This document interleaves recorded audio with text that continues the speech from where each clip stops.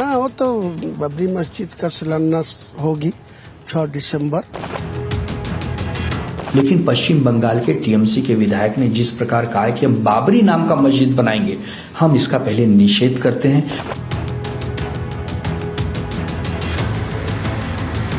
ऐसे विचारधारा को जो है नष्ट नाबूद कर देना चाहिए।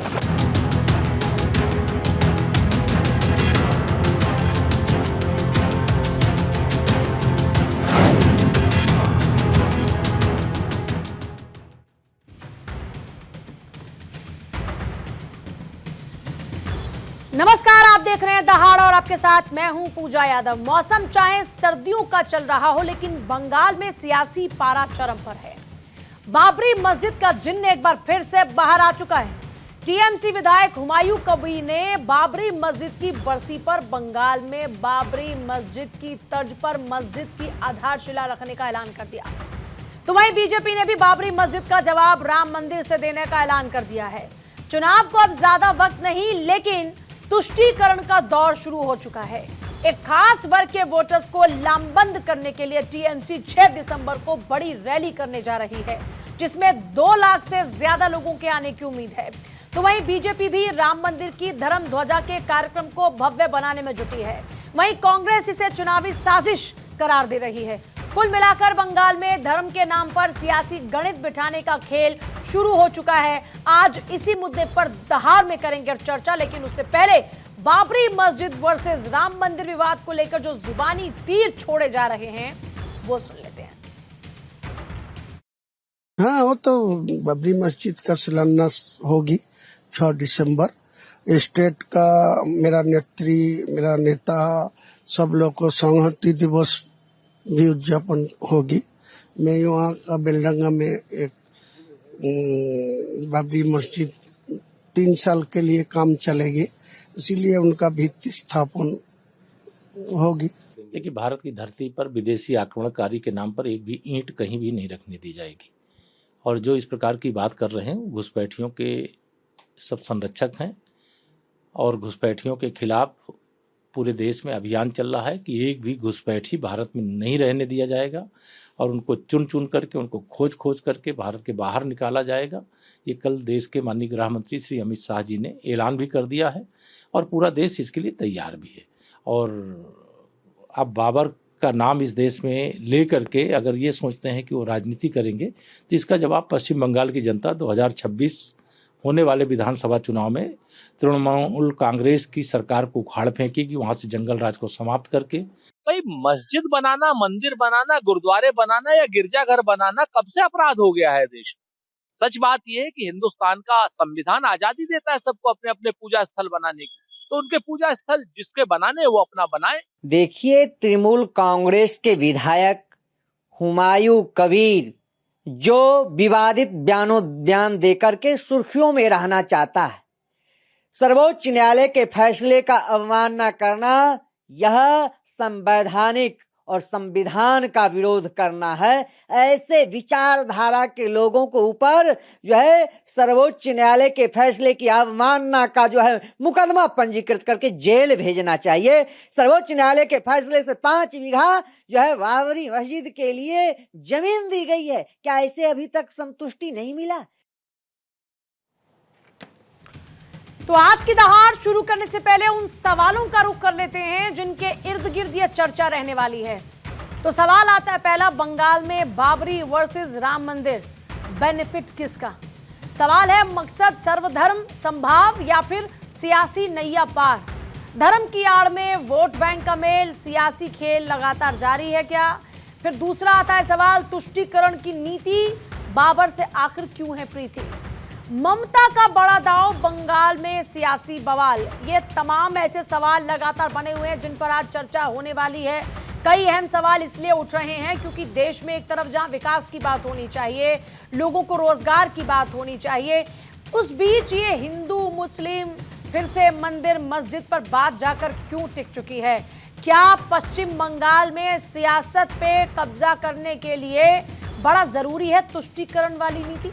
चर्चा की शुरुआत करते हैं। माधवी अग्रवाल रहेंगी प्रवक्ता बीजेपी हमारे साथ, मीता चक्रवर्ती प्रवक्ता कांग्रेस मोहम्मद एहतशामुल हक हमारे साथ में नेता टीएमसी, हाजी नाजिम खान प्रवक्ता मुस्लिम महासभा, रमनीश वत्स पॉलिटिकल एनालिस्ट हमारे साथ में हैं। सभी का एक बार स्वागत। और सबसे पहले टीएमसी के पास जाते हुए एहतशामुल हक साहब, आप ये जो टीएमसी के विधायक बात कर रहे हैं उस पर सहमत हैं? पार्टी सहमत है? ये सब पार्टी के ही दिशा निर्देश पर हो रहा है क्या? पूजा यादव जी, सबसे पहले बहुत ही अच्छे मुद्दे पर डिबेट हो रहे हैं। हमारे तमाम पैनलिस्ट के बीच में सभी को नमस्कार आदाब करता हूं। देखिए, ये बाबरी मस्जिद वो अयोध्या की बाबरी मस्जिद की बात नहीं हो रही है। इसका बहुत पहले समझ लिए सुप्रीम कोर्ट द्वारा फैसला आ गया और वहां सुप्रीम कोर्ट जो फैसला दिया उससे पूरा भारत के सभी समुदाय मने मुतमईन, जिसको हम लोग उर्दू में कहते हैं, मुतमईन हुए। और वहां समझ लिए मोदी जी ने, और या मोदी जी नहीं कहूंगा, इसमें समझ लिए कि भव्य मंदिर का निर्माण हुआ। उसमें हम लोगों को किसी तरह का कोई आपत्ति नहीं है।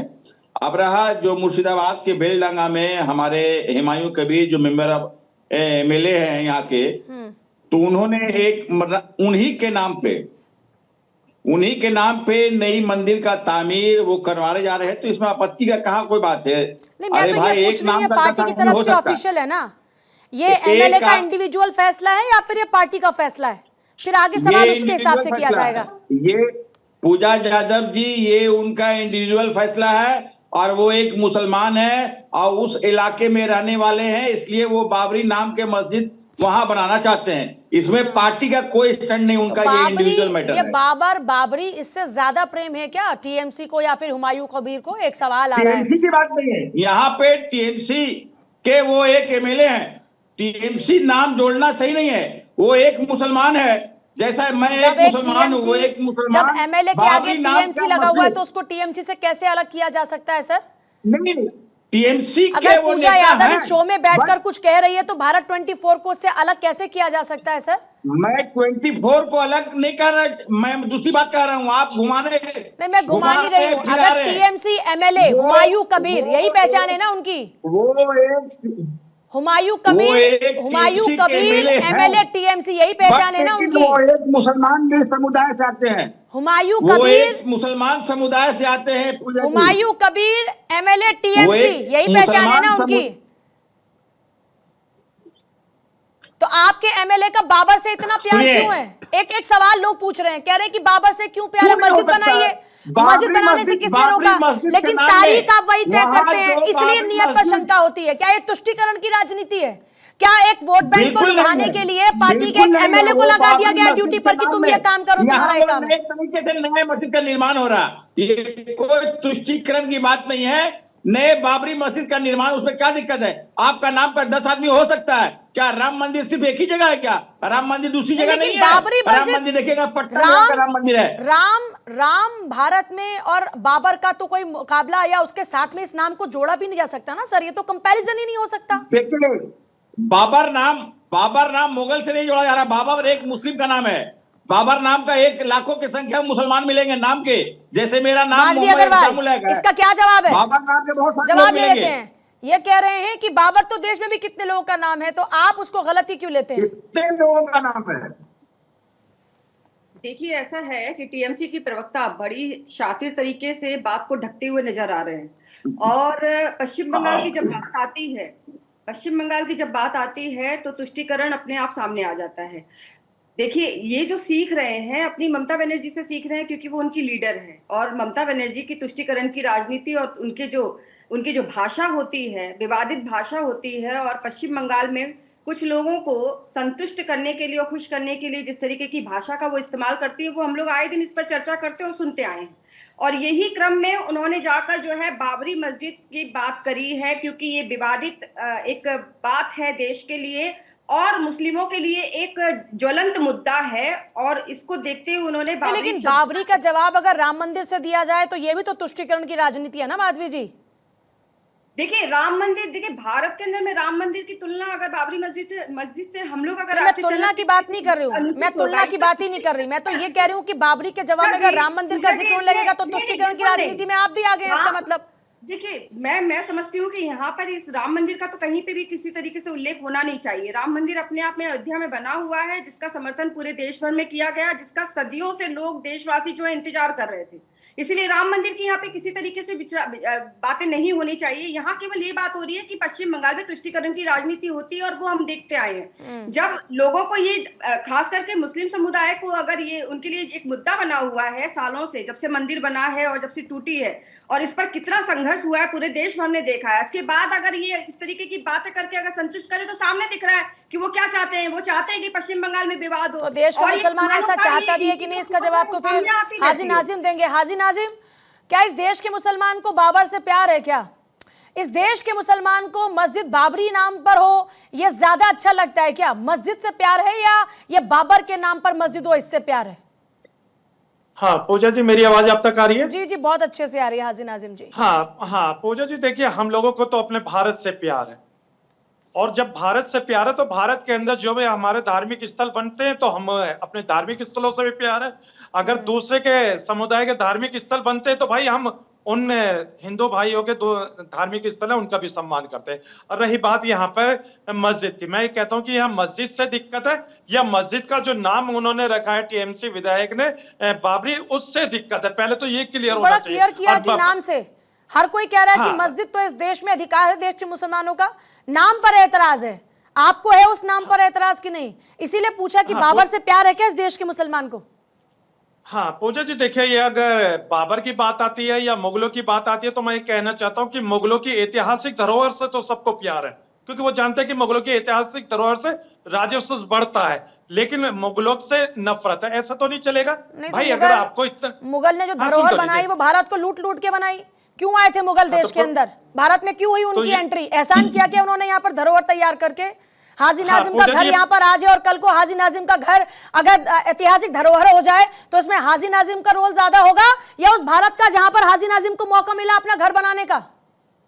हाँ पूजा जी, देखिए मैं तो अल्लाह का शुक्र अदा करूंगा कि हाजी नाजिम की चीज अगर ऐतिहासिक हो जाए, इतिहास के अंदर दर्ज हो जाए तो मेरे लिए इससे बड़ी फक्र की बात नहीं होगी, क्योंकि मैं अपने भारत से प्यार करता हूँ।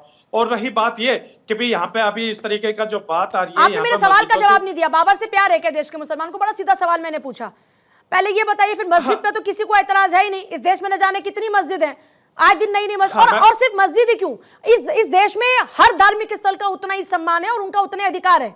मैं सिर्फ एक सवाल पूछ रही हूँ क्लियरली, उसका क्या जवाब है? हाँ पूजा जी, क्या वाकई में हमारे अपने धार्मिक स्थलों का सब सम्मान करते हैं? पूजा जी दिल पे हाथ रख के पता ना भाई, आप तो हाथ रखकर कहती हूँ कि पूरा सम्मान है। हाँ पूजा जी, देखिए मैं आपके दिल से रेस्पेक्ट करता हूँ, अल्लाह से दुआ करता हूँ कि जो पूजा यादव जी की सोच है भारत के हर नागरिक की वही सोच हो, मैं ये अल्लाह से दुआ करता हूँ। और दूसरी बात, अब आप हाथ रखकर बताइए कि क्या आपको भी उतना ही सम्मान है हर धार्मिक स्थल का, जैसे आप दूसरों से पूछ रहे हैं दिल पर हाथ रखकर? हाँ पूजा जी, देखिए हाजी नाजिम अपने दिल पे हाथ रख के कहता है कि हर धर्म के हर धार्मिक स्थल का सम्मान करता हूँ, और मैं देखिए संविधान की भी शपथ खा के कहता हूँ आपके चैनल पर, मैं हर धर्म के हर धार्मिक स्थल का सम्मान करता हूँ। लेकिन हम लोगों को दिक्कत जब होती है जब हमारे अपने धार्मिक स्थलों को टारगेट किया जाता है। और जबकि मोहन भागवत जी का कितना प्यारा बयान था, आपको याद है? उन्होंने कहा था कि हर मस्जिद के नीचे शिवालय नहीं ढूंढ सकते, मोहन भागवत जी ने कहा। और देखिए अभी मोहन भागवत जी का लेटेस्ट बयान आया कि अगर हिंदू है तो ये पूरी दुनिया सलामत है। तो देखिए कितनी अच्छी बात कही है। तो मैंने तो हर चैनल पे ये कहा कि हमें अपने हिंदू भाइयों की रक्षा करनी है। आप मेरे सवाल का जवाब नहीं दे रहे हाजी नाजिम जी। आपने सारे हिंदू मुस्लिम सब सिख आपस में भाई भाई सारी बातें कर दी, लेकिन अब बाबर से प्यार है इस पे नहीं कोई कुछ बोल पा रहे, बोलना नहीं चाहते हैं, ऐसा है क्या? जल्दी से सर, मुझे बाकी लोगों के पास जाना है फिर। सुन लीजिए। हाँ पूजा जी, देखिए मुझे डॉक्टर एपीजे अब्दुल कलाम साहब से मोहब्बत है। मुझे सर यही तो कह रहे हैं कि एपीजे अब्दुल कलाम के नाम पर रख लो मस्जिद का नाम, बाबरी मस्जिद क्यों नाम रख रहे हैं? आपको एतराज है कि नहीं? जल्दी से ये बताइए ना, मैं जल्दी से 10 सेकंड पर जवाब दीजिए।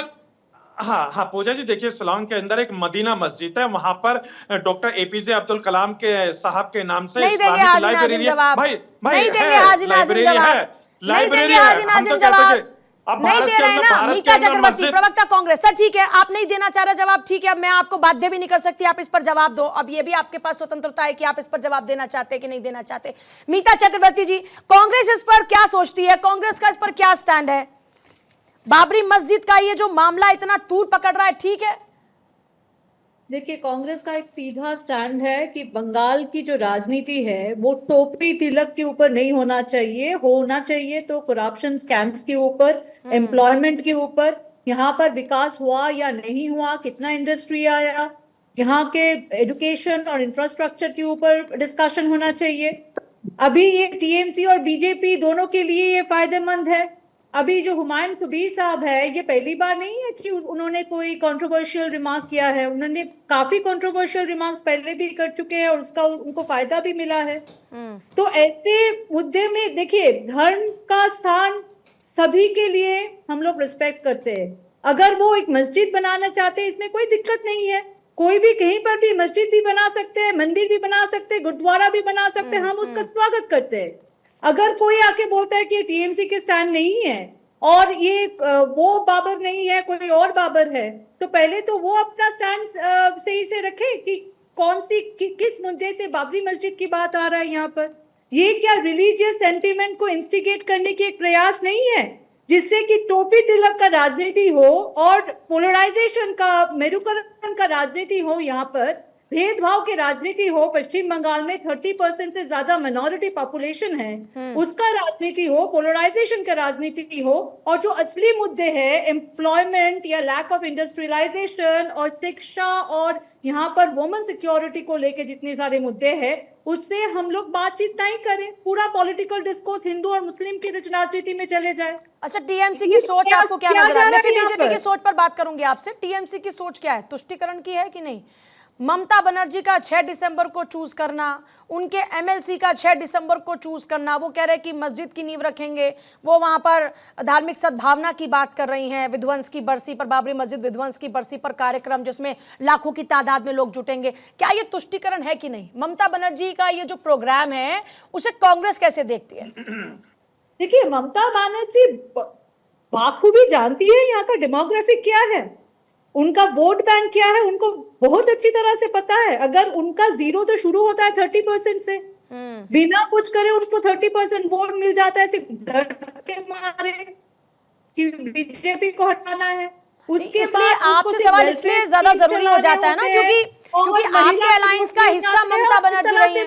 तो अभी इस बार आपके अलायंस का हिस्सा रहेंगी कि नहीं? जब पश्चिम बंगाल में जाएंगे तो 7 चुनाव लड़ेंगे कि नहीं? पश्चिम बंगाल में मैं आपको बता दूं, इसके पहले भी 2011 के बाद टीएमसी और कांग्रेस स्टेट में कभी अलायंस में थी नहीं। मैं सिर्फ पश्चिम बंगाल की बात ही नहीं कर रही। असेंबली इलेक्शन में 2020 मैंने इसलिए 2 सवाल ऐड ऑन किए। मैंने पहला कहा कि क्या वो आपके अलायंस का हिस्सा आज भी है, और दूसरा फिर मैंने बंगाल को लेकर आपसे सवाल पूछा कि बंगाल में क्या साथ रहेंगे। मैंने 2 सवाल इसलिए आपसे किए। अभी अलायंस में कहीं पर है ममता बनर्जी या आगे उनकी संभावना है क्या?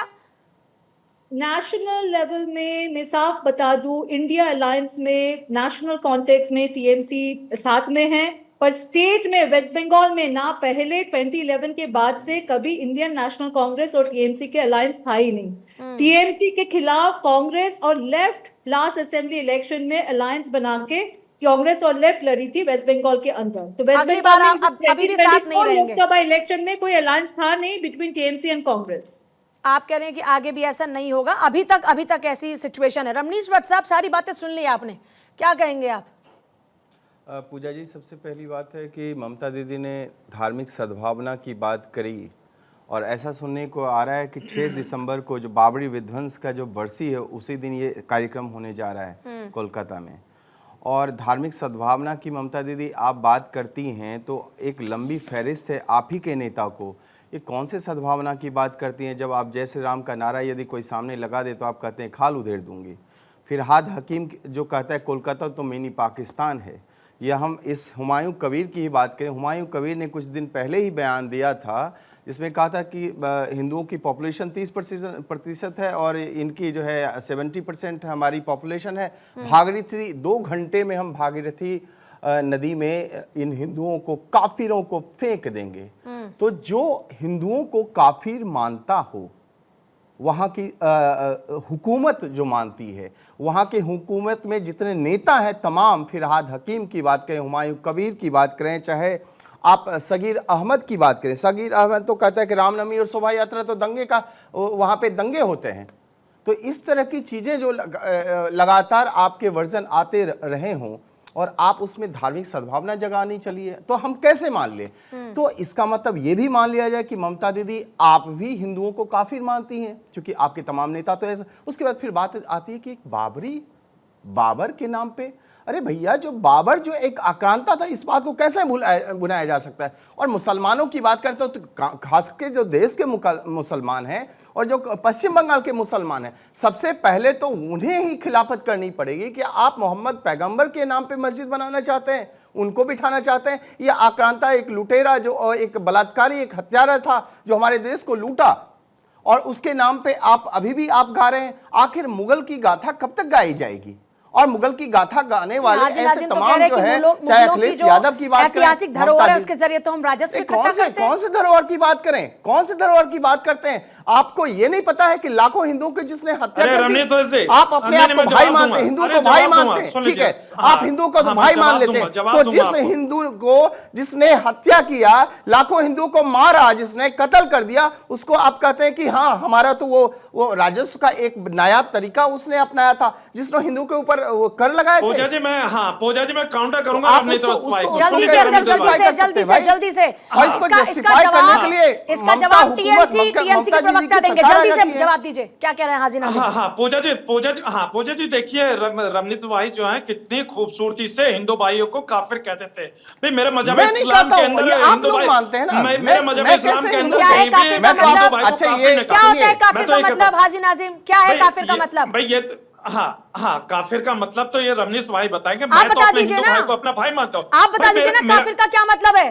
कितनी बार काफिर मैं का तो ये मतलब कहता हूँ कि आप क्या कहते हैं वो नहीं, कुरान में आप क्या कहते हैं वो नहीं, काफिर का अर्थ क्या होता है वो बता ही दीजिए आज आप। हाँ पूजा जी सुन लीजिए, मुझे पता था कि ये इस वाले काफिर वाले शब्द पे बड़े चर्चा होगी। मैं ये कहता हूँ चर्चा तो आप लेकर आए सर, चर्चा को आप लेकर आए हैं, उस चर्चा को आप लेकर आए हैं। अब मैं हिंदू भाई को काफिर कह रहे, मैं कह रहा हूँ कि सऊदी अरब के अंदर ये जो काफिर का इस्तेमाल हुआ था, क्या हिंदू भाई सऊदी अरब के अंदर काफिर का अस्तित्व है कि नहीं आपकी जिंदगी में? काफिर शब्द का अस्तित्व है कि नहीं आपकी जिंदगी में? सुन लीजिए, क्या मेरे भारत के अंदर मेरे हिंदू भाई मेरे भाई है। अरे काफिर का क्या मतलब है बता दीजिए, काफिर का मतलब क्या? जल्दी से सर जल्दी बता दीजिए, 30 सेकंड दे रही हूँ, जरा काउंटर स्टार्ट करें। काफिर का मतलब बता दे हाजी नाज़िम आज। हाँ पूजा जी देखिए, अगर मैं भारत के हिसाब से अरे भारत के हिसाब से नहीं सर, सुन लीजिए, नहीं काफिर का क्या वो बताइए। मैं तो पूछ रहा हूँ, देश संविधान से चलता है ना पूजा जी। संविधान में काफिर शब्द का जिक्र नहीं है सर, संविधान में काफिर नहीं लिखा हुआ कहीं। काफिर जहां पर लिखा हुआ है वहां पर जो अर्थ है वो बताइए। संविधान में कहीं काफिर शब्द का मतलब नहीं बताएगा ना, काफिर शब्द का जिक्र है कहीं। हाँ पूजा जी मैं वही कहता हूँ कि भारत के अंदर संविधान है, संविधान के अकॉर्डिंग हम लोग बात करते हैं। और जहां काफिर की बात ये करते हैं सऊदी अरब के अंदर, तो मैं कहता हूँ ना तो रमनीत भाई के पूर्वज थे वहां पे, ना हाजी नाजिम के पूर्वज थे वहां पे। देखिए वहां की उस बात को अगर अपने भारत के अंदर लेकर आएंगे तो कहीं ना कहीं मुझे लगता है कि हिंदू भाइयों के दिल में मुसलमानों के प्रति नफरत फैलाने की कोशिश कर रहे हैं। इसका मतलब आप कहते हैं कि काफिर शब्द नफरती है, आप इसका मतलब ये कह रहे हैं कि जो काफिर शब्द है वो नफरती है, इसलिए भारत के संविधान में कहीं काफिर नहीं है। पर काफिर का अर्थ इसलिए नहीं बता पा रहे क्योंकि आप नफरती है। जल्दी से अब नेता टीएमसी जवाब देंगे जो रमनीश वत्स ने बातें कही। आपके विधायक, आपके नेता इस तरह की बातें करते हैं, सद्भावना ही अगर इतनी प्यारी है सर, तो फिर आप लोग जिस दिन राम मंदिर का उद्घाटन हुआ उस तारीख को क्यों नहीं चुनते? 22 जनवरी आपको अच्छी क्यों नहीं लगती? आपको 6 दिसंबर ही क्यों अपने लिए सुटेबल लगता है पॉलिटिक्स में? सद्भावना अगर 6 दिसंबर से बना रहे तो एक बार 22 तारीख को भी सद्भावना दिखा दीजिए, एक और मैसेज जाएगा। पूजा जी बाबर नाम से एक मुस्लिम नाम है, आपने मुगल के हिसाब से गए हैं, तो बाबर नाम एक ऐसा नाम है जो बाबर मुसलमानों का नाम में बहुत ही अच्छा नाम आता है, नंबर 1। नंबर 2 है बाबर के नाम में ये दूसरी मस्जिद हुमायूं कबीर जो है मुर्शिदाबाद में बेलडांगा में वो तामीर करने जा रहे हैं। इन्होंने एक सवाल पूछा कि पैगंबर मोहम्मद को आप लोग मानते हैं या बाबर को आप लोग मानते हैं? आप मेरी बारी आए तो सुनिए, कृपया, मैं सभी का बारी बारी से सुन रहा था। सबसे ज्यादा मैंने समय अब तक आपको दिया है। अगर इस पूरे शो को निकाला जाए तो सबसे ज्यादा समय मैंने आपको दिया। यहाँ सभी को अधिकार है अपने अपने धर्म का मंदिर, मस्जिद, गिरजा, द्वारा, गुरुद्वारा, एवरीथिंग बनाने का अधिकार है। हम लोग उसी पे समझ लिए, हमें नैतिक आती है। मैं सवाल दोबारा दोहरा दूं सर, सवाल दोहरा दूं, बाबर से प्यार है आपकी पार्टी को या पैगंबर मोहम्मद साहब से प्यार है? या पैगंबर मोहम्मद को माना जाता है या फिर माना जाता है बाबर को? और बाबर है कौन? इस देश में बाबर जिन लोगों के नाम है उसका जिक्र नहीं कर रहे, उस आक्रांता की बात कर रहे हैं, वो बाबर तो प्यारा नहीं है ना। बड़ा क्लियर सा सवाल है, इसका जवाब दे दीजिए। क्या फिर से बाबर नाम से प्यार है? हाँ, मैं कह रही हूं कि उस मुगल आक्रांता बाबर से प्यार है या फिर इस देश में जो बाबर है उनसे प्यार है? अरे हम लोग बाबर नाम से प्यार है। बाबर उर्दू का इसका माने दूसरा होता है। आप हमें घुमा फिरा के नहीं लेके जाइए, मुगल में नहीं ले जाइए। बाबर नाम घुमा तो आप रहे हैं सर। मैं फिर दोहरा दूं, मैंने एक बड़ा स्ट्रेट क्वेश्चन पूछा, 30 सेकंड का काउंटर ऑन करके फिर से एक सवाल पूछ रही हूं एहतेशामुल हक मोहम्मद, जो कि टीएमसी के नेता हैं। क्या बाबर जो इस देश में है उनसे प्यार है या उस मुगल आक्रांता बाबर से प्यार है? बड़ा clear question, straight question, 30 second on. सबसे पहले हम लोग भारतीय हैं, सबसे पहले हम लोग देश से प्यार करते हैं, उसके बाद देश के संविधान से प्यार करते हैं, और उसके देश में जितने भी नागरिक किसी भी जाति, किसी भी वर्ग, किसी भी समुदाय के रहने वाले हैं उनसे प्यार करते हैं। अब हमारा ये रिलीजियस पहचान है, आइडेंटिटी है। मैं एक मुसलमान हूं, मेरा नाम मोहम्मद एहतेशामुल हक है, ये मेरा आइडेंटिटी है। जैसा कि अभी हमारे और भी मित्र बैठे हुए हैं, तो सबसे पहला हमारा मजहब में कहता है कि लकुम दीनकुम वलिया दीन, आप अपने धर्म का पालन कीजिए, मैं अपने धर्म का पालन करता हूं। यहाँ पर कोई भी हमें परेशानी नहीं है, इसलिए हमारा सेकुलर मुल्क है। हमें संविधान डॉक्टर भीमराव अंबेडकर द्वारा दूसरे धर्म का सम्मान भी करते हैं क्या? ये सवाल पूछ रहे हैं सर। आपने मुझे मेरे सवाल पर जवाब नहीं दिया। मैंने आपसे पूछा, 30 सेकंड आपको अनइंटरप्टेड दिया, और मैंने आपसे पूछा कि उस मुगल आक्रांता बाबर पे भी 2 शब्द कह दीजिए। आपने 2 शब्द नहीं कहे। आप कह दीजिए कि वो देश का दुश्मन था। कह सकते हैं आप ये बात? देखिए, सबसे पहले इससे बड़ा सबूत और क्या हो सकता है कि मैं सबूत नहीं मांग रही, मैं एक लाइन पूछ रही हूँ आपसे। आप ये लाइन खुलकर नहीं कह पा रहे कि मुगल आक्रांता बाबर देश को लूटने आया था। बात है, भारत देश, मेरा भारत देश महान है, मेरा भारत महान है, इससे बड़ा क्या सबूत हो सकता है? मुसलमानों से सबूत नहीं मांगिए। वहां दिल्ली के इंडिया गेट में मुसलमानों का सबूत लिखा हुआ है, 95,000 शहीदों में सर भारत को महान बताकर आप एहसान नहीं कर रहे हैं। इस भारत से हमारा अस्तित्व है, बड़ा सबूत इस भारत पर हम कोई एहसान नहीं कर रहे हैं सर। इस भारत ने हमको दिया है, इस भारत पर हमारा कोई एहसान नहीं है। हमारी पहचान इस भारत से है। ये भारत नहीं होगा तो हमारा अस्तित्व कुछ नहीं है। तो हम ये कहें कि मेरा भारत महान, तो ये मैं भारत के ऊपर कोई एहसान नहीं कर रही हूं। मेरा भारत है महान, मेरा अपना अस्तित्व, मेरा अस्तित्व मेरे भारत से है सर। मेरा भारत महान है, मैं कोई एहसान नहीं करूं ये बात कहकर। माधवी अग्रवाल आपके पास आते हुए, क्योंकि टीएमसी के नेता की बातों को तो आप सुन ही रही हैं, इनका कोई काउंटर है, कोई जवाब है? ये कह रहे हैं हमें पूरा अधिकार है, इसमें परेशानी किस बात की आ रही है? कि एसआईआर को लेकर पश्चिम बंगाल में वैसे ही बहुत खलबली मची हुई है। ऐसी स्थिति में इनका ये बयान आना कि बाबरी मस्जिद का निर्माण करेंगे, वो अपने आप में बताता है कि तुष्टीकरण की राजनीति की तरफ कितनी आगे अग्रसर है। दूसरी बात, ये जो बोल रहे हैं बाबरी उनका नहीं है, दूसरी बाबरी की बात हो रही है, वो बाबर नहीं है। अरे भाई, आप एक सीधी सी बात है, 6 तारीख को आपने चुना है तो पूरा देश अच्छी तरीके से जानता है कि 6 तारीख का मतलब क्या होता है। और इनकी जो युवा विंग्स है वो इसमें, मतलब टीएमसी की जो युवा विंग्स है वो इसमें सपोर्ट कर रही है, और माइनॉरिटी जो विंग्स है वो भी इसमें सपोर्ट कर रही है। और ये लंबी रैली निकालने वाले हैं। कौन सी जगह पर इन्होंने बनाने की बात की है मस्जिद को? उन्होंने बात की है मुर्शिदाबाद में। वही मुर्शिदाबाद जहां पे हिंदुओं के घर चुन चुन के जलाए गए और वहां पुलिस प्रशासन जो है मूक दर्शक होकर देखता रहा। वही मुर्शिदाबाद जहां पे महिलाओं के साथ इतना अभद्र व्यवहार हुआ, और घर में जलने के बाद में ममता बनर्जी की एक बार भी ये नहीं बात आई कि क्यों ऐसा हुआ और किसने किया, इस पर किसी तरीके का वक्तव्य नहीं आया। वो वाला मुर्शिदाबाद, वहां पर ये बाबरी मस्जिद बनाने की बात करे से साबित होता है कि पश्चिम बंगाल में इन टीएमसी वालों की सोच कैसी है। दूसरी बात मैं जवाब देना चाहूंगी कि आप कांग्रेस से सवाल कर रहे थे, तो कांग्रेस के लिए मैं बोलती हूँ कि ये कौन सा अलायंस इनका जो है, ये कौन सा इनकी प्रतिबंधता है कि पश्चिम बंगाल में कांग्रेस के लीडर जो है वो चुप हो जाते हैं। यहाँ पे चाहे महिलाओं के साथ में बलात्कार की घटनाएं घटित हो जाए, चाहे यहाँ पर हिंदुओं के घर चुन चुन के जला दिए जाए, लेकिन ना राहुल गांधी कुछ बोलते हैं, ना ही प्रियंका गांधी बोलती हैं। तो भाई इनका अलायंस जो है वो केंद्र में तो है, लेकिन राज्य में नहीं होगा। ये कौन सी बात है? जबकि ये बात है कि टीएमसी जो पार्टी है वो केंद्र की, मतलब ये राष्ट्रीय पार्टी का दर्जा खो चुकी है। उसके बाद भी बोलते हैं कि राष्ट्रीय स्तर पे इनका अलायंस है, राज्य स्तर पे नहीं। जब राज्य स्तर की पार्टी ही है तो फिर अलायंस राष्ट्रीय स्तर पे ठीक है। जवाब मीता चक्रवर्ती। नहीं, पहली बात तो मैं ये बता दूं कि ना 2021 में हमारी अलायंस था, ना 2024 में हमारी अलायंस था।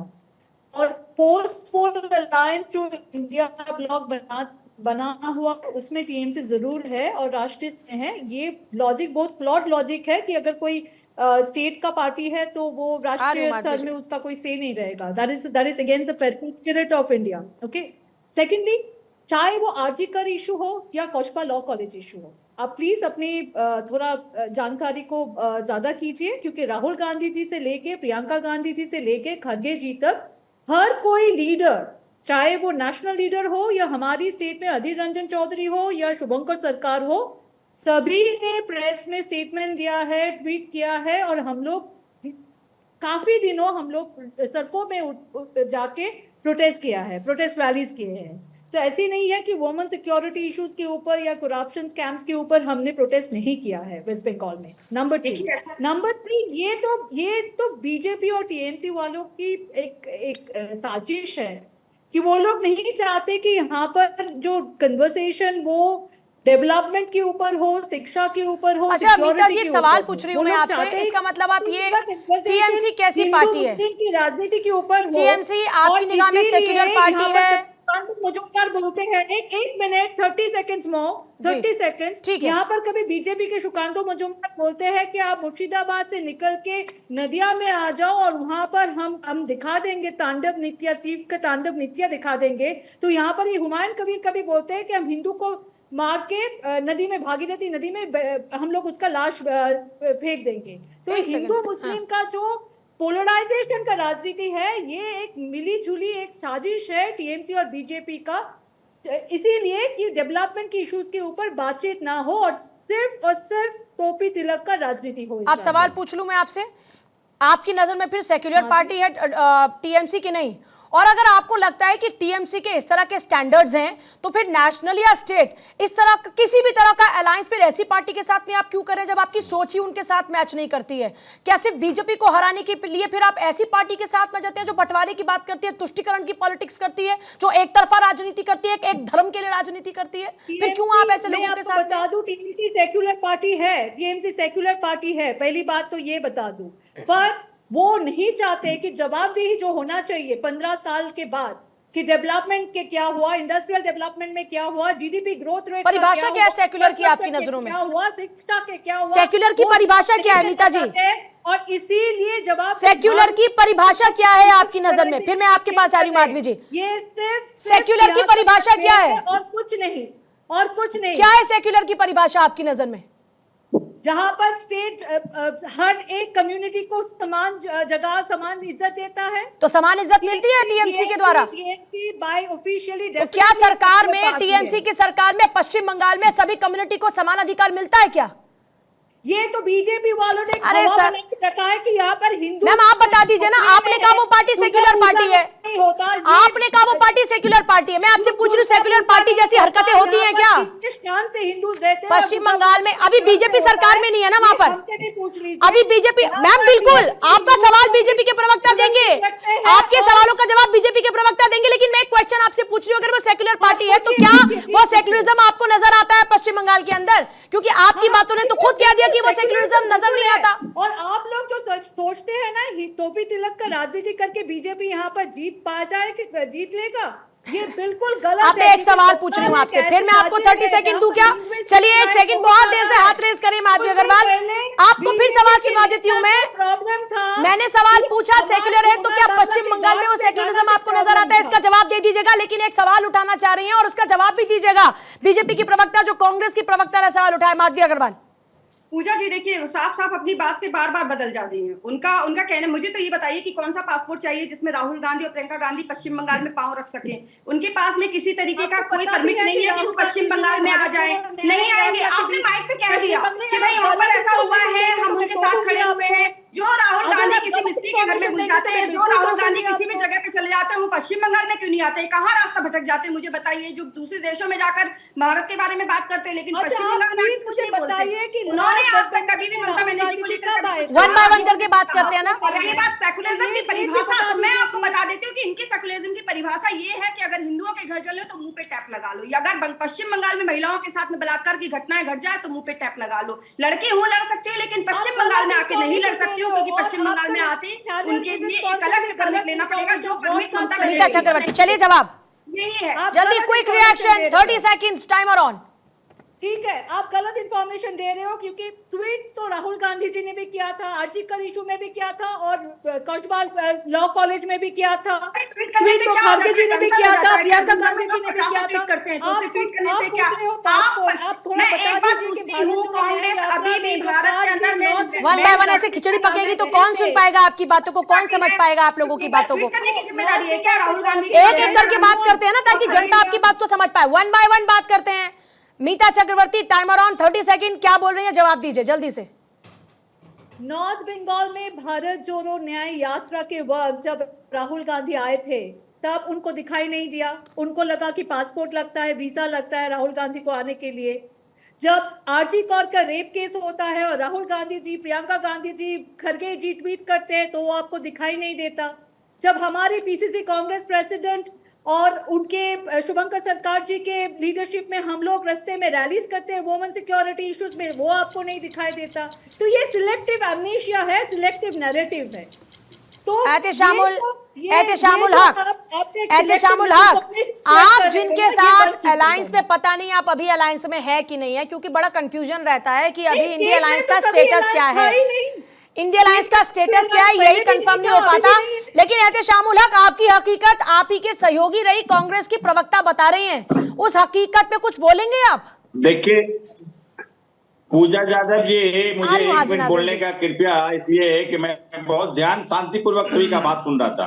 अब बीच में मैं किसी का इंटरप्ट नहीं कर रहा था, कृपया, इसलिए कि जिस तरह से बात हो रही है तो बात सभी को करने का बराबर का मौका देना चाहिए। देखिए टीएमसी का फुल फॉर्म होता है टी फॉर टेम्पल। बात समझिए पूजा यादव जी, मेरी बात से ध्यानपूर्वक 1 मिनट सुनिए, ज्यादा 1 मिनट कम से कम धैर्य से। टी का मतलब होता है टेम्पल, एम का मतलब होता है मॉस्क, और सी का मतलब होता है चर्च। जिसका फाउंडेशन, जिसका भी थी, समझिए सभी जाति को लेकर के बना, उस पार्टी का क्या कहने का, नंबर 1। और भारत में अगर कोई सबसे सेकुलर राज है तो वो पश्चिम बंगाल है, जहां समझ लिया दुर्गा पूजा, छठ पूजा, बड़ा दिन, ईद, गुरु नानक जयंती, बुद्ध पूर्णिमा, गंगा सागर, सब सागर बार बार, गंगा सागर एक बार, जहां 50 लाख लोग यहाँ हर साल गंगा स्नान करने के लिए आते हैं। तो भारत का एकलौता अगर कोई सेकुलर राज्य है तो फिर जय श्री राम से क्यों एतराज जिसकी रहता है? नेत्री ममता बनर्जी है। तो फिर मोहम्मद एहतेशामुल हक जय श्री राम से, राम के नाम से क्यों एतराज रहता है? जिस टीएमसी पार्टी के नाम में टेम्पल का जिक्र आप कर रहे हैं, उस टेम्पल नाम वाली पार्टी को जय श्री राम से एतराज क्यों है? एहतेशामुल हक, जय श्री राम से एतराज क्यों है फिर? कम से कम सुन तो लीजिए, कम से कम हमारे मेंबर ऑफ पार्लियामेंट। अरे सर, मैं एक सवाल पूछ रही हूँ, बहुत बात को खींचेंगे कुछ नहीं, come to the point sir. जय श्री राम से क्यों एतराज रहता है फिर? जय श्री राम से क्यों एतराज रहता है? मैं उनको बोलना चाहता हूँ, जय श्री राम से क्यों एतराज रहता है? क्यों? बिल्कुल नहीं। जय बांग्ला, जय बांग्ला, जय बांग्ला, जय भारत, हिंदुस्तान की जय, भारत माता की जय, भारत माता की जय, हिंदुस्तान की जय, भारत माता की जय कह सकते हैं? भारत माता की जय नहीं कह पा रहे? बांग्लादेश किसी दूसरे मुल्क का हिस्सा है क्या? अरे बंगाल की धरती, अरे भारत से अलग है क्या पश्चिम बंगाल? आपकी ये सोच दिखा रही है कि आप बंगाल को अलग करना चाहते हैं देश से। इससे बड़ा और क्या हो सकता है? आप जय बांग्ला आप कर रहे हैं, आप भारत माता की जय नहीं बोल पा रहे? ये भारत आपका अस्तित्व नहीं है क्या? सबका फिक्र है, भारत से आपका अस्तित्व नहीं है क्या? इस भारत के हैं कि नहीं? जय हिंद, जय बांग्ला, इस भारत के नागरिक हैं कि नहीं? अब पूरे हिंदुस्तान की जनता आपको देख रही है। जय बांग्ला आप कर सकते हैं, लेकिन आप हिंदुस्तान की जय, भारत माता की जय नहीं कर सकते। कौन है आप? आपकी आइडेंटिटी क्या है? मोहम्मद एहतेशामुल हक, नेता टीएमसी, इंडियन, हिंदुस्तान हमारा, citizenship of India, Indian citizen, हम इंडियन बुलबुले सिटीजन। ऐसे, ये गुलसिता हमारा मजहब नहीं सिखाता आपस में बैर रखना। कह दीजिए ना भारत हिंदी है, माता हम की वतन जय। है, हिंदुस्तान हमारा, तो हिंदुस्तान की जय क्यों नहीं बोल पा रहे हैं? जय बंगला। इनका मजहब क्या सिखाता है? पूजा यादव जी ये पूछिए इनसे। सामुल हक जी टीएमसी के घर से आपने कहा मंदिर और चर्च ये सब कुछ बातों को जो छोड़ ही दें। सबसे पहली बात मैं पूछना चाहता हूँ, अरे आप ही के घर से निकला था ना संदेश खाली में जो आपका वो शाहजहां शेख, फिरहाद हकीम, हुमायूं कबीर, कल्याण बनर्जी, मोइना मित्रा, इस तरह के लोग जो तमाम ये सियासी बंटवारे करने वाले, जो धार्मिक सद्भावनाओं की धज्जियां उड़ाने वाले, ऐसे लोग टीएमसी में भरे पड़े हैं और आप यहाँ पे सद्भावना की बात मीता जी जल्दी से 20 सेकंड। और मीता जी मैं पूछना चाहता हूँ राहुल गांधी जी को सर समय नहीं है प्लीज मीता जी। ऐसी कौन सी बंदिशें लगी है? आप मैम बोलिए फिर मैं आपको मौका नहीं दे पाऊंगी। सर प्लीज रमनीश जी बात नहीं है मीता जी जल्दी। मेडिकल कॉलेज में जल्दी से बता दूं कि बीजेपी बहुत कोशिश कर रहा है कि as a political party to expand in West Bengal, पर वही बीजेपी की लीडर्स जब असम में कोई कांग्रेस की लीडर अमर सोनार बांग्ला, जो कि रविंद्रनाथ टैगोर का लिखा हुआ एक सॉन्ग है which celebrates the Bengali literature, Bengali art, Bengali language and Bengali culture, जब वो एक कांग्रेसी नेता असम में वो गाना गाता है और बीजेपी टूट पड़ता है उसके ऊपर, हमारे जो बंगाल के लोग हैं ना, हमारे बीच अगर कोई एक चीज को लेकर सबसे ज्यादा गर्व है वो हमारी लिंग्विस्टिक प्राइड है, वो हमारे लैंग्वेज का प्राइड है। मैम समय नहीं है प्लीज माधवी अग्रवाल 20 सेकंड जल्दी से। आंदोलन के ऊपर मैम समय नहीं है प्लीज 20 सेकंड जल्दी से माधवी अग्रवाल। आपके राज करें मैम टाइम नहीं है प्लीज माधवी जी। से प्यार नहीं करते, लैंग्वेज से प्यार नहीं करते, टैगोर के गाने के ऊपर आपत्ति है चल रहे हैं और आपकी सवाल तो का जवाब इस बीजेपी के इस चिंताधारा और इस आदर्श से कभी भी बंगाल में आके राज नहीं कर पाए। पूजा जी मुझे भी दे दीजिए। हाँ सर आपके पास भी आ रहे हूँ। पश्चिम बंगाल में इसलिए भ्रम से दूर हो जाए। रही बात बीजेपी की, तो बीजेपी पश्चिम बंगाल की जो है प्रमुख विपक्षी पार्टी है, इसलिए जितनी भी जिम्मेदारियां हैं वो निर्वाह पूरी तरीके से कर रही है। हाजी नाजिम जल्दी से। आप अपने आप को पहले ही दिखाई कि आप सर्वाइव का कर रहे हैं। 20 सेकंड जल्दी हाजी नाजिम जी, अब समय नहीं है सर प्लीज। हाँ पूजा जी देखिए यहाँ पर हुमायूं की बात तो हो रही है, वो एक मस्जिद बनाने की बात कर रहा था और मस्जिद का नाम बाबरी रख रहा था, लेकिन यहाँ पर उस बात की जिक्र नहीं हुआ जिन्होंने हुमायूं की गर्दन लाने वाले को 1 करोड़ का इनाम दिया था, एक साधु ने, उसका जिक्र नहीं हुआ। यानी कि देश को लोकतंत्र से चलाने वाले अब कहाँ है? हम तो संविधान की बात करते हैं, लेकिन तो किसी ने उनके लिए तालियां बजाई थी क्या हाजी नाजिम? नहीं, ऐसे लोगों के लिए तालियां बजाई जा रही थी क्या, या उनके समर्थन में लोग उतर आए थे? कितने लोग समर्थन में उतर के आए थे हाजी नाजिम? बाबर पे आप एक जुबान ही कुछ भी बोल सकते, लेकिन हाँ आप ऐसे लोगों का जिक्र जरूर करें। किसने साथ दिया ऐसे लोगों का जो मरने की और मारने की बात कर रहे हैं गलत तरीके से? उनका साथ किसने दिया? बहुत शुक्रिया आप सभी का चर्चा में शामिल। गलत बात सर, बहुत जायज बात करनी चाहिए। मुझे लगता है कि जब आप एक टेलीविजन पर बैठकर बात कर रहे हैं, पूरे समाज की आप बात कर रहे हैं। बहुत शुक्रिया सभी का चर्चा में शामिल होने के लिए। एक बात हम सबको याद रखनी चाहिए कि इस भारत से हमारी पहचान है, और अगर हम अपने आप को भारतीय नहीं बता सकते तो फिर इस भारत के संविधान के तहत में जो सुविधाएं, जो अधिकार आप लेकर बैठे हैं, फिर उनका जिक्र आपकी जुबान से नहीं होना चाहिए।